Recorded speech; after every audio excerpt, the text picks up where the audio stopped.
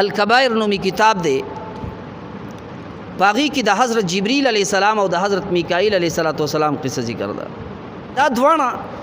دوی با دا اللہ رب ذوالجلال دا یرینا دیر زیاد جڑل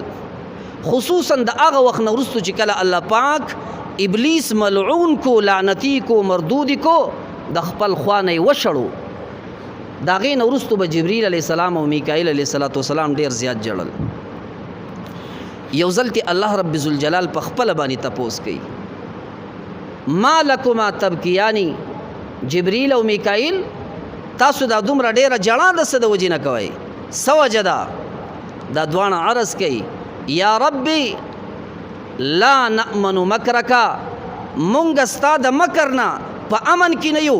ستا تدبیر هغه چې شیطان ته متوجه شو شیطانی مردود کو ربا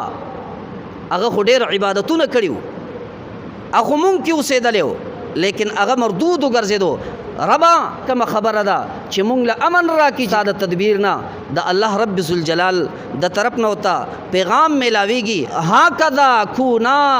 لا تأمنا من مکری هم دقه شان اوسېږئ زما د مکر نه چېرته ګورئ په امن کې نه شئ دا ونه وایئ چې مونږ د الله پاک مقربي فرشتو یو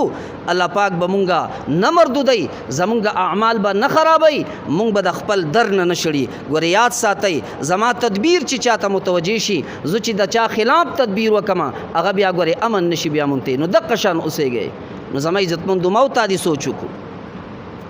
چرته د فرشتې مقام او چرته د عام انسان مقام دا چرته برابر کی دی شي او بیا په فرشتو کې زما عزتمندو هغه فرشته چې هغه ته مقربي فرشته ویل کیږي چې کم د پیغمبرانو نم اول د الله پاک پیغام را اخلي زما عزتمندو او چې پیغمبرانو ته هم پیغام ورکړي د الله دا پیغام وتر رسي